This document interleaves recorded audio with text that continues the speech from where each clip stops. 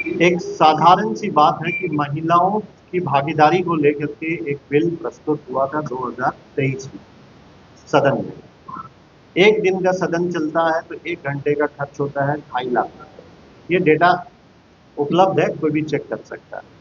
तो जब 2023 में ये बिल पारित हो गया, और ये बिल क्या पारित हुआ, 33% आरक्षण महिलाओं के, तो सबने सहमति जताई, अपोजिशन ने भी सपोर्ट किया, हर एक व्यक्ति ने सपोर्ट किया और ये बिल पारित हो गया।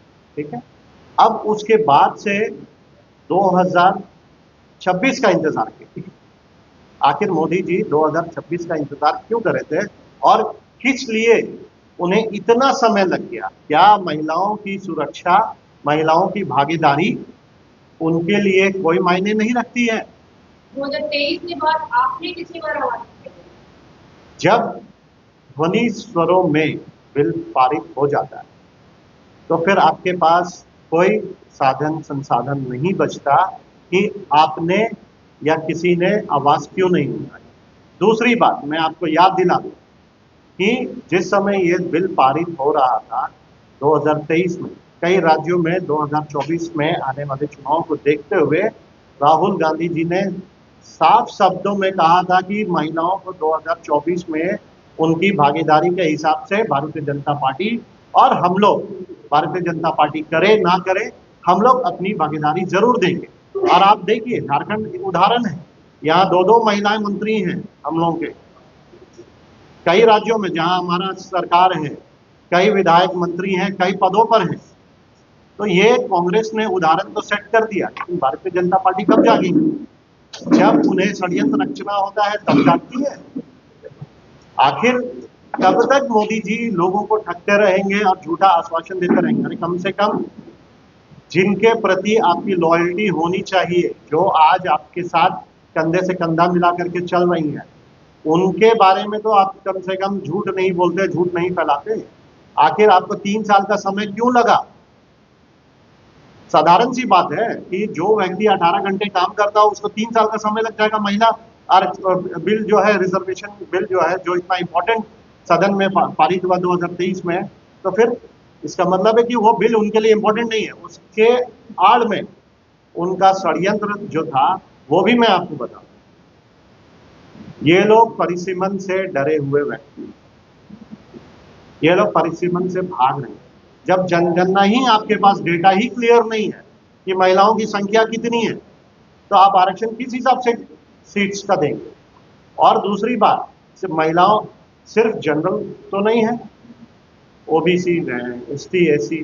तो जब तक आपका डिवीजन प्रॉपर नहीं होगा, जब तक आप एक रूपरेखा क्लियर नहीं करेंगे, तब तक आप इसी तरीके से घड़ियाली आंसू बहाते रहेंगे। हर समय जहां जहां चुनाव होगा आप यही कहेंगे। क्या सुधार करना चाहिए? सबसे पहला सुधार तो ये करना चाहिए कि जनता से माफी मांगनी चाहिए, खासकर उन महिलाओं को जिसके लिए उन्होंने एक उम्मीद जगाई थी और हम लोगों ने उस उम्मीद पर मोहर मारा था कि हम आपके साथ हैं, आपके उस डिसीजन के साथ हैं जो 2023 में लिया गया। सबसे पहले मोदी जी को फिर से एक संबोधन करना चाहिए देश के नाम, महिलाओं के नाम, और उनसे माफी मांगनी चाहिए कि हमसे ये गलती हुई कि हमने 3 साल का समय लिया। दूसरी बात, जनगणना पहले होनी चाहिए। आपका सवाल जो था सर, मैं उस पर जवाब दे रहा हूं। जनगणना पहले होनी चाहिए, तब तो हमें एक्चुअल पता चलेगा कि हमारे वार्ड एरिया में, हमारे डिस्ट्रिक्ट एरिया में, हमारे पार्लियामेंट एरिया में क्या पॉपुलेशन है और किस हिसाब से रिजर्वेशन होना चाहिए। क्या अगर कोई सीट आज जनरल है, वहां के पॉपुलेशन में एसटी लोगों की भागीदारी हो जाती है, एसटी भाई बंधुओं की, तो क्या वो जनरल ही रहेगा? सवाल तो बहुत सारे हैं। इस पर मोदी जी कब काम करेंगे? जो एक पैरामीटर होता है, आज तक उस पैरामीटर को इन्होंने डिफाइन नहीं किया। आने वाले 3 सालों में फिर से लोकसभा का चुनाव होगा, तो आप क्या चाहते हैं कि हर बिल में आप कुछ ना कुछ संशोधन कराते रहें और जनता का पैसा बर्बाद करते रहें? और सबसे अहम बात जो मैं बताना चाहता हूं, आपके माध्यम से लोगों तक पहुंचाना चाहता हूं, वो ये बात है कि इस बिल के साथ में और एक बिल प्रस्तुत होने वाला था जो डर से नहीं हो पाया। वो बिल क्या था वो भी मैं बता दूं। वो बिल ये था कि मेजॉरिटी के साथ में, अगर आपके साथ में 50% ऑफ द वोटर्स भी हैं, तो आप किसी भी बिल को पारित कर सकते हैं। जिसे छुपाया गया, जिसे छुपाने का काम हमारे प्रिय प्रधानमंत्री जी ने किया, जो कि देश के साथ, सांसदों के साथ फिर से एक धोखा। वो बार बार अपने लोगों को, अपने देश के लोगों को ठग रहे हैं, और ये ठगना अब उन्हें बंद करना पड़ेगा। धन्यवाद। इस बिल में आपका मुख्य जो विवाद है कि जनगणना से पहले ये बिल होना चाहिए, सरकार दावा किया। बिल्कुल बिल्कुल। सभी पत्रकार बंधुओं को मेरा नमस्कार जोहार। मैं विनीता पाठक, महानगर उपाध्यक्ष। आज इस प्रेस कॉन्फ्रेंस के माध्यम से मैं मोदी जी से पूछना चाहती हूँ कुछ सवाल है कि आपने जिस तरह से बिल को लेकर महिलाओं को ठगने का काम किया है, घड़ियाली आंसू जिस तरह से आप बहा रहे हैं, आपने कभी बताया नहीं। आप अभी देश में संबोधन का, राष्ट्र के नाम से एक संबोधन आपने किया है, तभी आपने पुलवामा आतंकी हमले के नाम पर ये राष्ट्र के नाम से संबोधन किया। चीन का गलवान हमला, देश के नाम कोई संबोधन नहीं। किसान आंदोलन, 750 किसान शहीद, देश के नाम कोई संबोधन नहीं। मणिपुर हिंसा, सालों से जल रहा, देश के नाम कोई संबोधन नहीं। कुलगाम में देश पर सबसे घातक हमला, देश के नाम कोई संबोधन नहीं। ट्रंप ने देश की संप्रभुता को चुनौती दी, देश के नाम कोई संबोधन नहीं।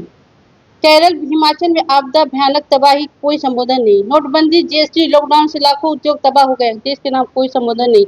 यहाँ तक मणिपुर में हमारी महिलाएं जिस तरह से नंगी करके उन्हें घुमाया गया, उसके लिए आपने कोई संबोधन नहीं किया। हमारी जो हथरस की बच्ची है, उसके नाम कोई संबोधन नहीं किया। महिला सुरक्षा कर बोलते हैं और महिलाओं को नंगा घुमाते आपके देश में। आप इस देश के मुखिया हैं और आपकी बच्चियां नंगा घुमाई जाती है, उनके साथ बलात्कार हो जाता है, वो भी आपके द्वारा, आपकी पार्टी के द्वारा, जो भारतीय जनता पार्टी के मंत्री के बेटे हो या उनके कार्यालय का कोई अध्यक्ष उपाध्यक्ष हो, इस तरह से हर कांड में भाजपा का नाम आता है। और आप बोलते हैं कि हम बच्चियों को सुरक्षा दे रहे हैं, महिलाओं को एक बल दे रहे, महिलाओं की सुरक्षा दे रहे हैं। बेटी पढ़ाओ बेटी बचाओ का एक नारा देते हैं और बेटी का हर समय बलात्कार होता है। आपके देश में आज से 2014 से लेकर अब आंकड़ा देखिए, सबसे ज्यादा अगर देश में बलात्कार हुआ तो 2014 से लेकर और अब 2026 तक का देखिए आप देश में किस तरह से भयानक स्थिति है। महिलाओं के साथ आपने कितना अन्याय किया और आप बोलते हैं कि हम बच्चियों को सुरक्षा प्रदान करते हैं, महिलाओं के हित में काम करते हैं। किसी तरह से आपका हित सामने हम लोग को समझ नहीं आ रहा है।